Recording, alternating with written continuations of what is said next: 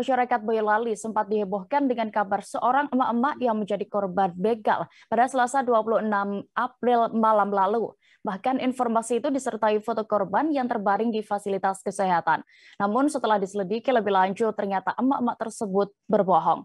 Bagaimana kronologi kejadian ini akan dilaporkan rekan Triwidodo, reporter dari Tribun Solo yang saat ini sudah bergabung bersama kami. Silakan rekan dengan laporan Anda. Ya, dia dan itu dapat saya laporkan dari Boyolali, di mana ada seorang emak-emak yang berinisial M yang merupakan dagang sayur di pasar sekolah atau menceritakan bahwa dia menjadi korban begal pada kejadian itu, terus kemudian diselidiki oleh aparat dari Polsek Sekoko untuk mengetahui siapa pelaku dari pembegalan di emak-emak berinisial M yang merupakan warga desa Meliwis, Kecamatan Sekoko tersebut. Di mana emak-emak berinisial M ini awalnya mengaku dibegal dan menceritakan kejadian tersebut kepada sejumlah warga yang sedang melintas di jalan Sekoko alternatif menuju Ampel. Kemudian emak-emak tersebut yang mengeluhkan dirinya sakit yang kemudian dibawa ke salah satu pusat kesehatan masyarakat yang ada di Kecamatan Sekoko.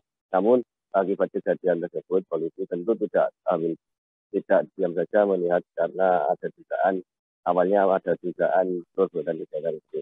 Namun setelah dilakukan penyelidikan, polisi tidak menemukan satupun alat bukti ataupun bukti penunjuk yang mengarah terhadap terjadinya tindak kriminal yang menimpa ibu berinisial M ini.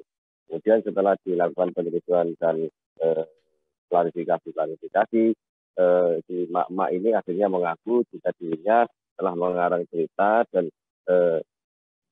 cerita pembegalan itu adalah cerita dusta, sehingga emak-emak tersebut tidak dapat menunjukkan atau tidak dapat memberikan keterangan yang jelas.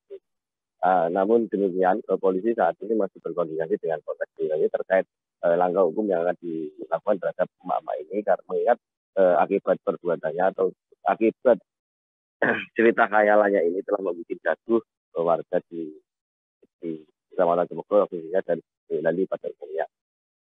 Begitu ya, terima kasih. Baik, terima kasih rekan Triwidodo untuk laporan Anda. Selamat kembali bertugas. Terima kasih sudah nonton. Jangan lupa like, subscribe, dan share ya.